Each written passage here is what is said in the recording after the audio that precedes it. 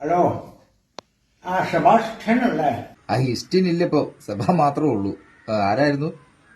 Sebastian മോനെ, ഞാൻ ശമ്പൂണ്ണനാടാ. എടാ, നീ അടുത്ത വർഷത്തേക്ക് ഏതെങ്കിലും സമിതിയിലായിരുന്നോ? ആ ശംഭുവണ്ണ, എന്നാണ്ട്? ഇല്ല, അടുത്ത വർഷം പലരും ഇങ്ങനെ പറഞ്ഞിട്ടുണ്ട്, ഒന്നും തീരുമാനിച്ചിട്ടില്ല. ആ ആ എന്നാലേ അടുത്ത വർഷം നീ അണ്ണൻ്റെ കൂടെ നില്ല്. നമുക്ക് ഒരു കുടുംബം പോലെ അങ്ങ് പോവാം. ഇത് അണ്ണൻ എല്ലാ വർഷവും പറയുന്നല്ലേ, നമുക്ക് ഒരുമിച്ച് നിൽക്കാതൊക്കെ. തവണ എങ്ങനെ നല്ല ആർട്ടിസ്റ്റുകളൊക്കെ ആണോ? വൈക്കം ബിനുവും ജോലിയൊക്കെ ഉണ്ട്. അണ്ണാ പഴയ ആരെങ്കിലും ഒക്കെ ഉണ്ടോ? പഴയ ആർട്ടിസ്റ്റുകളാരും കാണത്തില്ല. എല്ലാരും പുതിയ ആൾക്കാരൊക്കെ ആയിരിക്കും. അപ്പൊ പിന്നെ നീ നിന്റെ ശമ്പളവും അഡ്വാൻസും ഒക്കെ എത്രയാണെന്ന് വെച്ചാൽ അങ്ങ് പറ. പറഞ്ഞിട്ട് എല്ലാം ഓക്കെ ആണെന്നുണ്ടെങ്കിൽ ഞാൻ നിനക്കൊരു 150 രൂപ മോള് വരുമ്പോ ഗൂഗിൾ പേ ചെയ്യാൻ പറയാം. Token advance. അപ്പൊ നീ ആലോചിച്ചിട്ട് ഒരു 3 മണിയൊക്കെ ആകുമ്പോ എന്നെ ഒന്ന് വിളിക്കണം. അണ്ണാ ഒരു കാര്യം കൂടെ പറയാനുണ്ടോ കേട്ടോ. കേരളത്തിൽ ഉള്ള മേളം മത്സരം മുഴുവൻ കളിക്കാനൊന്നും പറ്റത്തില്ല. മാന്യമായ രീതിയിലൊക്കെ നമുക്ക് മേളം മത്സരം കളിക്കാം. അതുകൂടെ ഒന്ന് ഓർത്തോളണേ. ഇനി അവസാനം പിന്നെ പറഞ്ഞിട്ട് കാര്യമൊന്നുമില്ല. തന്നെ നമുക്കത് ശരിയാക്കാം. അതൊക്കെ നമുക്ക് അപ്പൊ ചപ്പാൻ ആലോചിച്ചിട്ട് പറഞ്ഞാൽ മതി. വിളിക്കാം ഞാൻ 3 മണിയൊക്കെ കഴിയുമ്പോ കേട്ടോ. എല്ലാ വർഷവും തരും 101 രൂപ അഡ്വാൻസ്. 6-7 വർഷമായി. അത് തന്നെ ആയിപ്പോ ഒരു 10-700 രൂപ. ഇതൊക്കെ നടക്കാനുള്ളതാണെന്നൊക്കെ തമ്പുരാനറിയാം. എന്തുവാ ശമ്പൂണ്ണ ഇത്? ഒരു നാടകം ഉണ്ടാക്കി വെച്ച നാടകം കളിക്കണ്ടേ?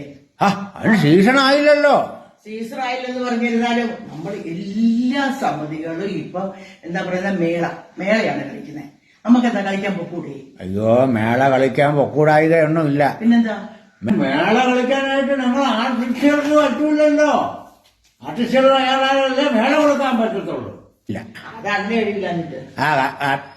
ആവശ്യമില്ലാത്ത വർത്താനം പറയരുത് കേട്ടോ. ഞങ്ങളെല്ലാരും എന്ന് പറയാൻ എനിക്ക് ആണുങ്ങളുടെ കാര്യമൊന്നും എനിക്കറിയാൻ വയ്യ. ഞങ്ങൾ പെണ്ണുങ്ങൾ റെഡിയാണ്. ഞങ്ങളെ പെണ്ണുങ്ങൾ മാത്രം സമ്മതിച്ച പെണ്ണുങ്ങളെ പോയി സ്റ്റേജിൽ നിന്നിട്ട് നാടകത്തിന്റെ കഥ പറഞ്ഞു കൊടുക്കൂ. യുവന്മാർ കൂടെ വരണ്ടേ വേട്ടവളിയന്മാർ. അതിനിപ്പോ ആരുടെ സംസാരിച്ചോണ്ടിരുന്നത്? സെബാനോ? അത് സെബാസ്റ്റ്യൻ. ഏജന്റ് ഒന്നുമില്ല, നടന. നല്ല നടനാണ്. അവനെ അടുത്ത വർഷത്തേക്ക് ഞാൻ ഇങ്ങ് വിളിക്കുവാണ്. എന്റെ പൊന്നെണ്ണ, ഈ വർഷം കഴിഞ്ഞിട്ടല്ലേ അണ്ണ അടുത്ത വർഷം. ഇനി അങ്ങനെ പറഞ്ഞിട്ട് കാര്യമുണ്ടോ? നല്ല നല്ല നടന്മാരെ നേരത്തെ കൂട്ടി വിളിക്കണം. അപ്പൊ സെബാസ്റ്റ്യനെയും കൂടെ നിർത്തി, പിന്നെ 1-2 പേരെയും കൂടെയൊക്കെ നിർത്തി അടുത്ത വർഷത്തേക്ക് ഏറെക്കൂടെ ആൾക്കാരൊക്കെ ആവും. ഇനി വേറെ ആൾക്കാരെ എന്തിനാ നോക്കുന്നത്?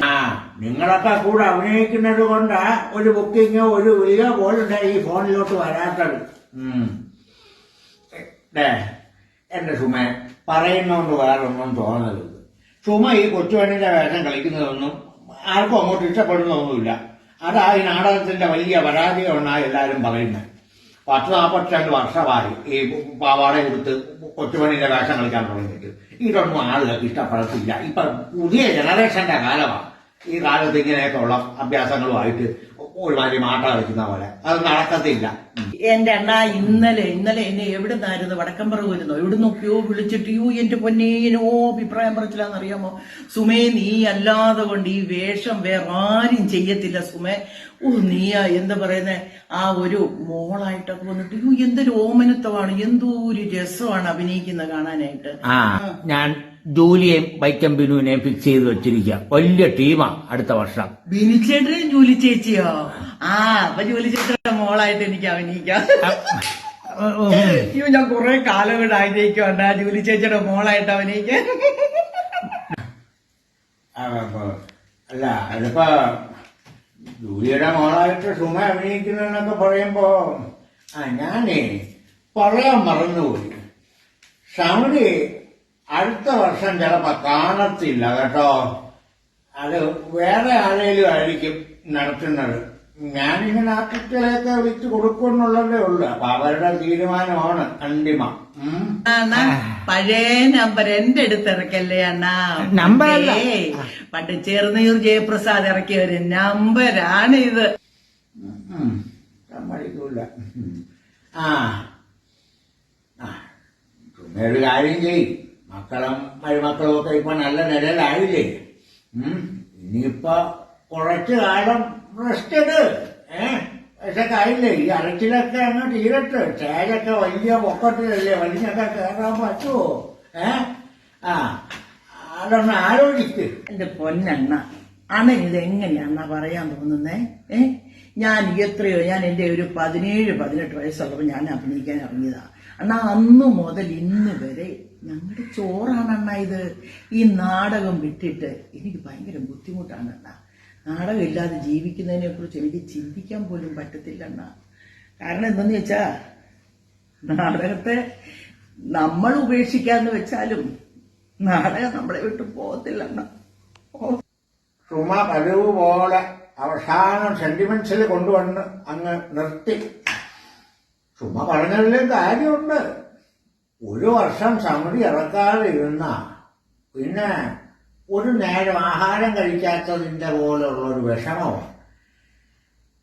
സാരമില്ല സുമേ, അടുത്ത വർഷം സുമയ്ക്ക് ഒരു വേഷം തരാം. പിന്നെ നമ്മൾ തരുന്ന വേഷം അങ്ങ് അഭിനയിച്ചാൽ മതി. കൊച്ചുപെണ്ണെ കളിച്ചോളും എന്ന് പറഞ്ഞാൽ പറ്റൂല കേട്ടോ. ഒരു മുസ്ലിം ക്യാരക്ടർ അങ്ങ് തരും. KPSCയിൽ സിസിലി അഭിനയിച്ചതുപോലെ ഒരു വേഷം അതുപോലെ ചെയ്യണം കേട്ടോ. എന്റെ ഉപ്പുപ്പാക്ക് ഒരു ആന ഉണ്ടാകുന്നതിൽ കളിച്ചതുപോലെ അതുപോലെ ഒരെണ്ണം സുമയ്ക്കും തരും. സുമയ്ക്ക് ഒരു ബ്രേക്ക് തരും കേട്ടോ.